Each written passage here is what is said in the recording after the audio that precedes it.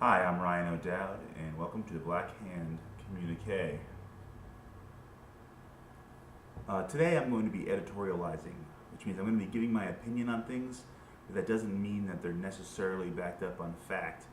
Um, so it's really more of me just spouting off today. So don't think that this is going to be one of the educational episodes. It could be, but it wouldn't really be educational in the sense of me talking about the DARPA project because I have facts to back that up, and I have, you know, I get articles to show you where it is. Whereas this is something that's supposed to, well, let me tell you what I'm talking about first. Today I'm going to talk about, discuss, criticize the idea of transhumanism, particularly anarcho-transhumanism. And since this is something that doesn't exist, and that's only theoretically going to exist in the future if it exists at all, I can't give you facts about it because that's all, there's nothing scientific about talking about the future. It's, at best, you're forecasting, which is just playing probabilities based upon social sciences, which really doesn't amount to much at all. See, well, before I broach anarcho-transhumanism, I'll talk a little about forecasting here, or futurism. It's not completely worthless. It could give you an idea of what's going to happen. You could say some of the greatest writers were futurists. Anyone that, science fiction that seems like it has a iota of respectability or possibility, like 1984 by George Orwell or Brave New World by Aldous Huxley. The stuff that's not like Martians Invading by H.G. Wells or something like that. But it's just playing probabilities of social sciences. And really, if you're going to predict the future, it's much easier to lay it out like this. If X and Y happen, then Z will happen. If, an economic disaster tears the United States apart while an environmental disaster creates a severe problem, then rioting is likely, and if that happens, then you're in a revolutionary situation, potentially. And if that happens, then you're going to face the threat of a, fascist crackdown. But that forecasting beyond just naming if X then Y, if A then B, is kind of just daydreaming and have intellectuals fucking navel gazing and having a good time with themselves. Nonetheless, I'm going to talk about this because apparently a lot of people on the internet like to talk about it, and I'm on the internet, and it's in the anarchy sphere of influence and media, so there we go. Anarcho-transhumanism.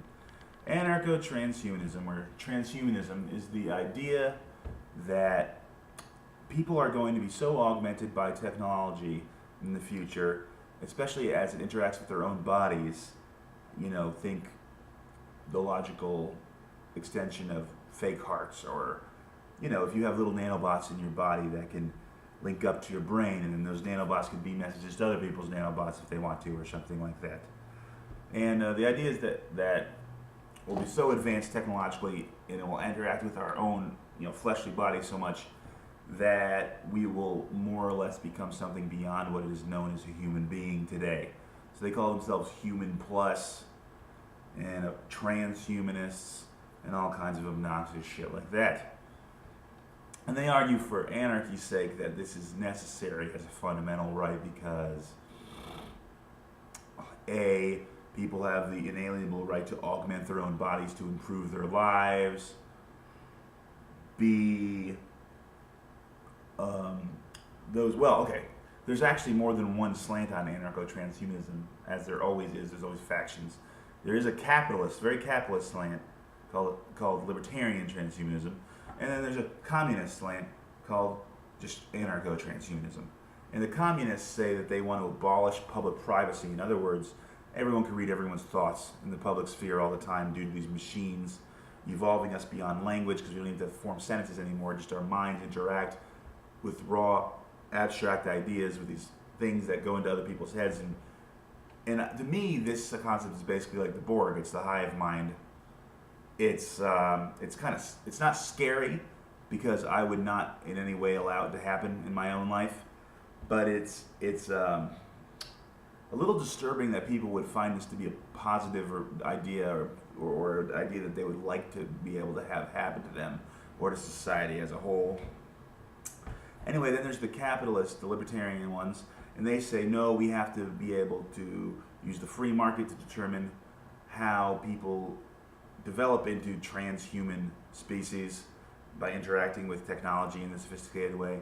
And to me, that seems like the logical conclusion to that is really, really rich people end up making themselves nearly biologically immortal with machines, and they just withhold the ability for other people to do it so that they're like slaves or they're just dead because machines do everything else at that point.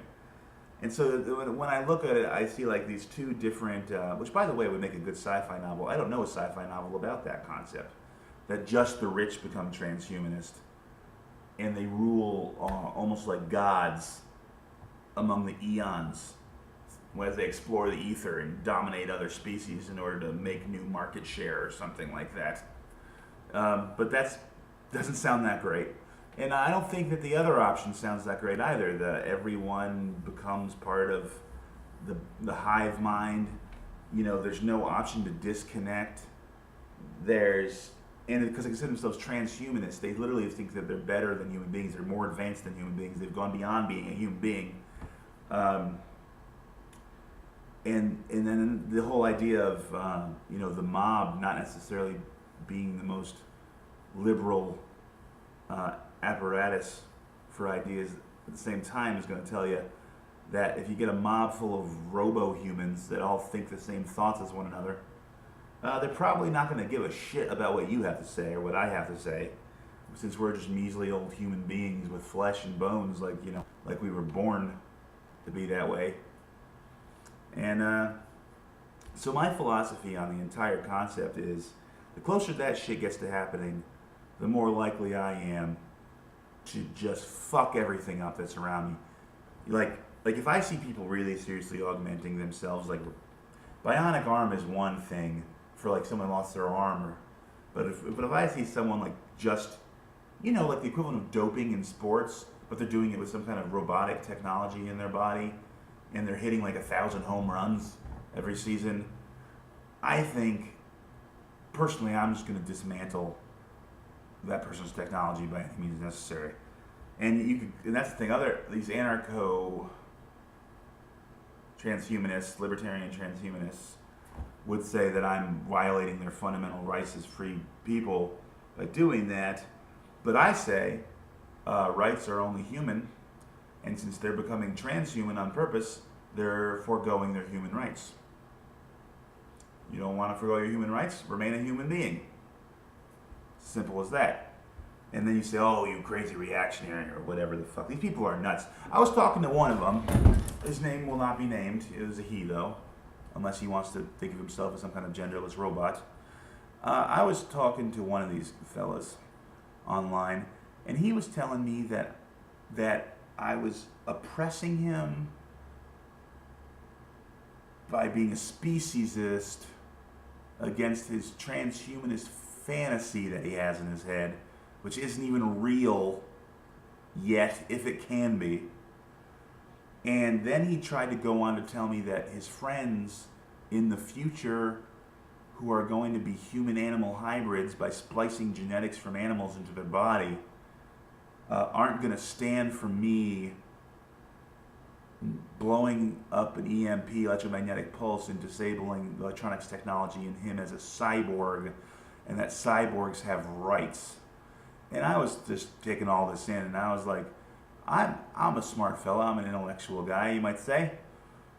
But I think if you said this to very many people, you would just be declared schizophrenic, and you would be thrown in a fucking institution for even talking about it. I understand that he's not schizophrenic, and I do believe schizophrenia is a real degenerative brain disorder, and that there is such a thing as true delusional thinking and the removal from reality, and he's not. He's speculating wildly, but he is grounded somewhat in reality in his decision to do it, because people can probably, theoretically, with genetic, by messing with genetics, they probably can add animal proteins into people if there was no laws against it. And they could probably in the future can augment themselves with some kind of biological technology that allows them to interact with machines. I mean, there's already human arms that can be worked, that are a robot that can be worked straight from your mind. There's people that are paralyzed that they put things in their brains so that they can move cursors on a screen. I mean, it is already being developed technologically, so I'm not saying that it's delusional to think it's going to happen. I just don't think it's desirable. In the same way that I don't think it's delusional to argue that there should be a group of people that monopolize public discourse and force and have the ultimate control over everyone else. I just don't think that it's beneficial to have a state. I just don't think it's ultimately the right thing to have a state, and I definitely don't think it's best for me for there to be a state. And so that's the tactic I take on this transhumanist idea. Is if I don't like the idea in general of there being a mind link between people, even if it's quote unquote voluntary. There being 5,000 people out there that are all thinking their same thoughts all the goddamn time, and they're projecting with one another. Voluntary or not, that does not make me happy that that's happening, because first of all, the capacity to beam, information between minds using technology, mixed with the human capacity for psychopathy, which is just boils up over the surface at every opportunity it fucking gets. It means that you could basically mentally subject other human beings to yourself as long as they have this technology, even if they don't want it. I mean, think of what the NSA would do if everyone had a fucking chip in their brain that they could read their thoughts with. You think they wouldn't be reading their thoughts? They fucking would. I mean, my friend Joe said it would be Stalinism via multiple personality disorder. Like, you're literally hearing other people in your head. So it's a pretty fucked up idea, I think. And I'm not of the mentality as an intellectual thing just because we're capable of something we should do it. I think it's probably inevitable that it will be attempted, but I do think also that there's realistic ways to fight it in the future, because I like to offer my little solutions at the end, even for imaginary things like this. The solution that I offer to this is this: Faraday cages and a Tor net that's invisible.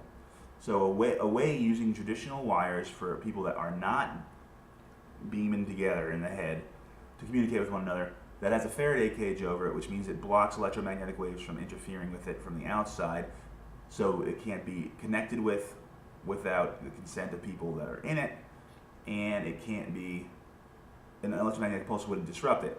Now, the best part about that is someone like me in this futuristic scenario could use an electromagnetic pulse on a massive scale, and it would dismantle all these crazy people's heads.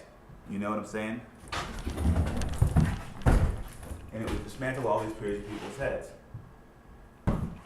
So, in the end, what I'm getting at is this: if they wanted to protect themselves from it, then they could use a Faraday cage as well. But then if they use the Faraday cage, then they couldn't mind link with one another. So it works out in my advantage anyway. So electromagnetic pulse, Faraday cage, Tor net, invisible Tor net. So that has been my brief foray into the ridiculous world of transhumanism. And hope you liked it.